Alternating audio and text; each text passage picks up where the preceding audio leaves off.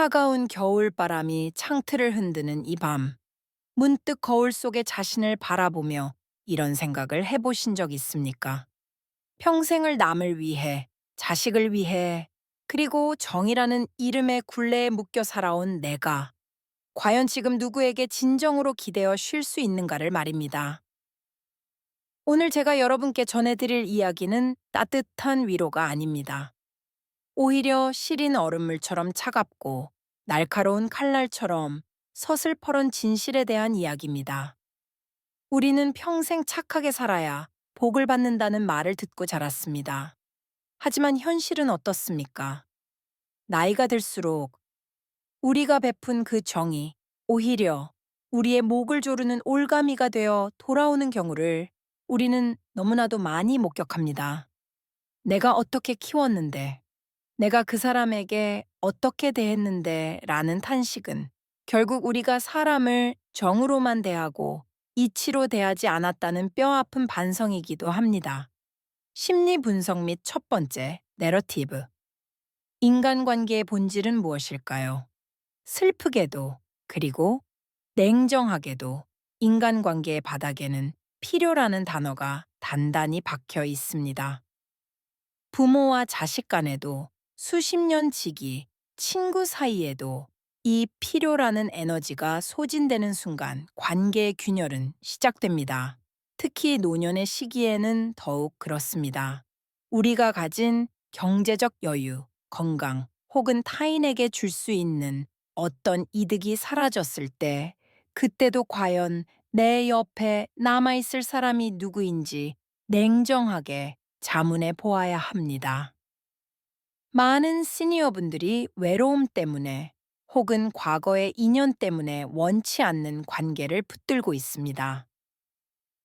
그래도 옛 정이 있지라며 빌려준 돈을 돌려받지 못하고 가슴 앓기를 하거나 자식의 무리한 사업 자금 요구나 아파트 마련 요구에 노후 자금을 털어넣어 버립니다.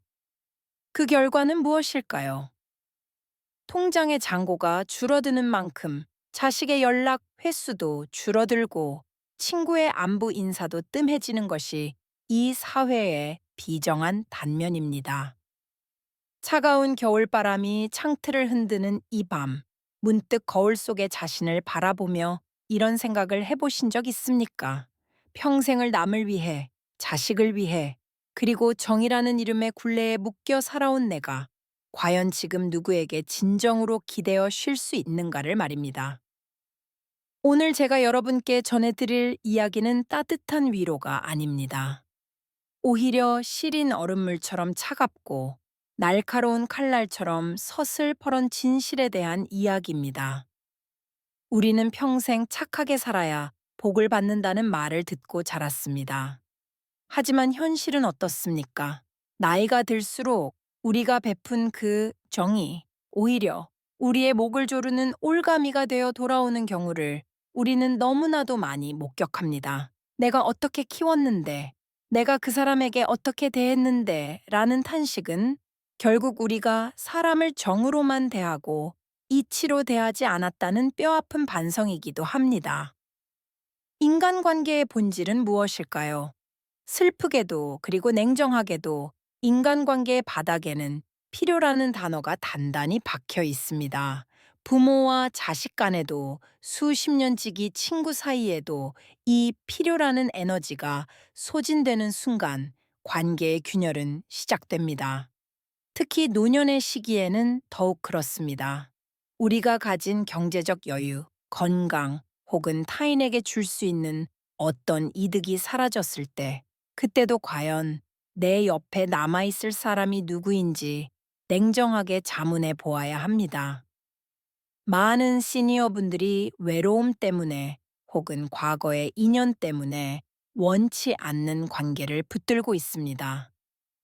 그래도 옛 정이 있지라며 빌려준 돈을 돌려받지 못하고 가슴앓이를 하거나 자식의 무리한 사업 자금 요구나 아파트 마련 요구에 노후 자금을 털어 넣어버립니다. 그 결과는 무엇일까요? 통장의 잔고가 줄어드는 만큼 자식의 연락 횟수도 줄어들고 친구의 안부 인사도 뜸해지는 것이 이 사회의 비정한 단면입니다. 여기서 우리는 아주 중요한 사실 하나를 깨달아야 합니다. 바로 우리가 남들에게 보여주는 과도한 선애가 상대방에게는 부담이 아니라 권리로 인식된다는 점입니다.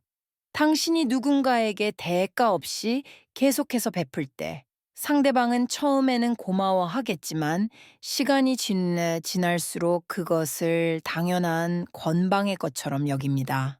그리고 어느 날 당신이 더 이상 베풀 수 없게 되었을 때, 혹은 베푸는 일을 멈추었을 때, 상대방은 고마움이 아니라 배신감을 느낍니다.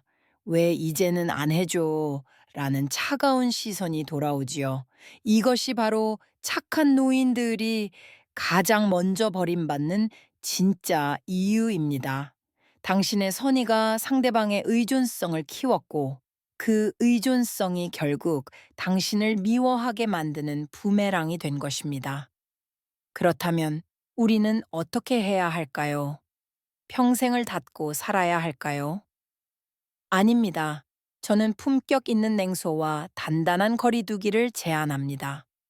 타인을 믿지 말라는 것이 아니라 타인에게 투영한 나의 기대를 거두어 드리라는 뜻입니다. 내가 이만큼 주었으니 저 사람도 이만큼 주겠지라는 기대. 내가 이토록 헌신했으니 자식이 내 노후를 책임지겠지라는 그 막연한 환상이 당신을 지옥으로 인도합니다. 철학자 쇼펜하우어는 이런 말을 남겼습니다. 모든 우정의 기본은 상대방에게 내가 줄 수 있는 무언가가 있을 때만 유지된다. 참으로 서글픈 말이지만 이것이 세상에 돌아가는 이치입니다. 이 이치를 일찍 깨닫는 자만이 말년의 배신감에서 스스로를 지킬 수 있습니다. 실제로 제 지인 중 한 분인 최 선생님의 이야기를 들려드리고 싶습니다. 최 선생님은 젊은 시절 자수성가하여 꽤 많은 재산을 모으셨습니다. 세울해 일남 일녀를 두었는데 두 자식 모두 명문대를 나와 번듯한 직장에 다녔지요. 최 선생님은 자식들이 결혼할 때 강남의 아파트 한 채씩을 마련해 주셨습니다. 그러면서 너희들만 잘 살면 아버지는 바랄 게 없다 라고 말씀하셨죠. 그분은 자식들이 당연히 자신을 모실 줄 알았습니다. 하지만 아파트를 증여하고 나자 자식들의 태도는 거짓말처럼 바뀌었습니다. 며느리와 사위는 시댁이나 처가 방문을 귀찮아했고 명절조차 해외여행을 간다며 연락을 피하기 일쑤였죠. 최 선생님이 몸이 안 좋아 병원에 입원했을 때 자식들은 서로 간병비를 미루며 아버지가 주신 아파트 세금이 너무 많이 나와서 여유가 없다는 황당한 핑계를 댔습니다. 최 선생님은 병원 침대에서 홀로 눈물을 흘리며 깨달았습니다. 자신이 자식들에게 준 것은 기반이 아니라 무기였다는 것을요. 부모가 가진 것을 다 내어주는 순간 부모는 자식에게 존경의 대상이 아니라 자식의 삶을 방해하는 지출 항목이 되어버립니다. 만약 최 선생님이 그 아파트들을 자식들에게 주지 않고 자신의 명의로 쥐고 있었다면 어땠을까요? 자식들은 아마 매주 주말마다 손주들을 데리고 할아버지 얼굴을 보러 왔을 겁니다. 그들이 보고 싶어 하는 것이 최 선생님의 얼굴인지 아니면 나중에 물려받을 아파트인지는 중요하지 않습니다. 중요한 것은 최 선생님이 자식들과 소통하며 품격을 유지할 수 있는 힘을 가지고 있느냐, 없느냐의 문제입니다. 인간은 동물적인 본능을 가지고 있습니다. 길들여진 맹수도 먹이를 주지 않으면 주인을 공격하듯 사람 또한 내게 이득이 되지 않는 관계는 본능적으로 멀리하게 되어 있습니다. 이를 두고 자식들을 욕할 필요도 없습니다. 그것이 인간의 유전자 속에 각인된 생존 본능이기 때문입니다. 그러니 우리는 그 본성을 탓하기보다 그 본성을 지혜롭게 다루는 법을 배워야 합니다. 자식에게 나중에 너희가 나를 책임져라 라고 구걸하지 마십시오. 대신 자식이 나를 찾아와야 할 이유를 당신의 주머니 속에 끝까지 숨겨두십시오. 그것이 당신의 주방이자 지혜입니다. 이야기의 주제를 조금 더 넓혀 친구 관계를 생각해 봅시다. 노년의 친구가 없으면 외롭다고들 합니다. 그래서 마음에 맞지도 않는 사람들과 어울려 산행을 가고 술잔을 기울입니다. 하지만 명심하십시오. 노년의 친구 관계 역시 정보다는 수준과 이해 관계로 얽히는 경우가 많습니다. 젊은 시절의 의리는 각자의 자존심과 품격을 유지할 수 있을 때만 빛을 발합니다. 내가 경제적으로 어려워지거나 병이 들어 자존감을 잃었을 때 내 곁에서 진심으로 걱정해줄 친구가 몇이나 될까요? 오히려 당신의 불행을 자신의 행복으로 삼는 소위 샤덴프로이데, 샤덴프로이드를 느끼는 이들이 더 많을지도 모릅니다. 그러니 억지로 인맥을 늘리려 애쓰지 마십시오. 혼자 지내는 시간을 견디지 못해 타인에게 의지하는 순간, 당신은 그들에게 휘둘리게 됩니다. 혼자서도 우아하게 시간을 보낼 수 있는 고독력을 기르십시오. 책을 읽고 좋아하는 취미를 즐기고 나만의 공간을 가꾸는 일에 몰두하십시오. 타인에게 기대하지 않는 독립적인 영혼이야말로 그 누구도 함부로 대할 수 없는 강력한 아우라를 뿜어냅니다.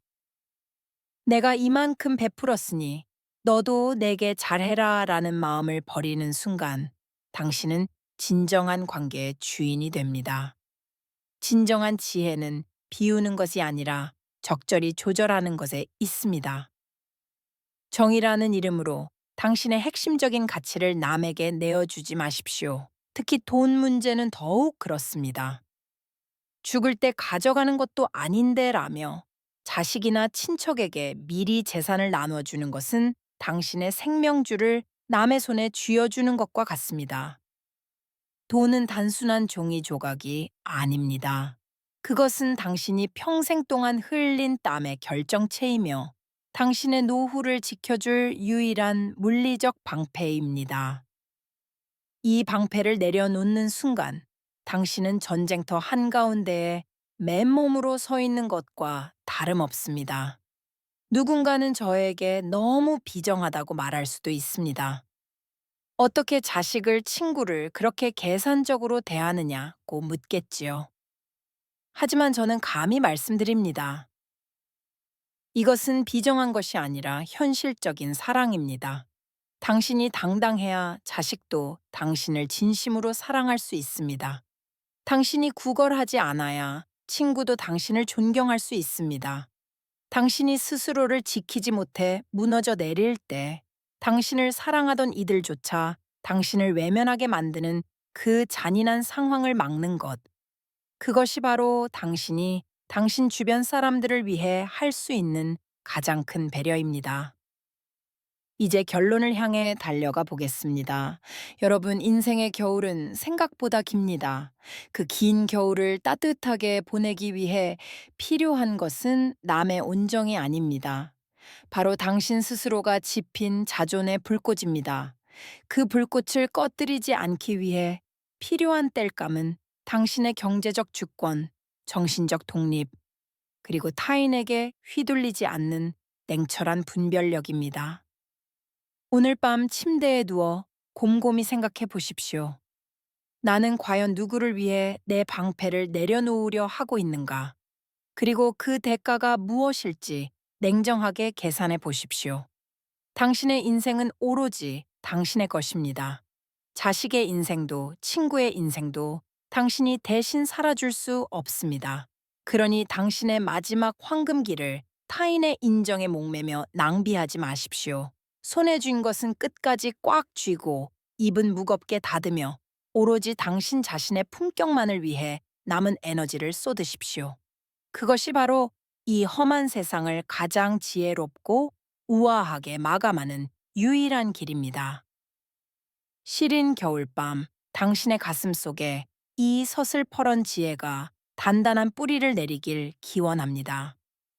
타인의 선의에 목매지 않고 오직 당신의 힘으로 일어선 당신의 모습은 그 어떤 보석보다 아름답게 빛날 것입니다.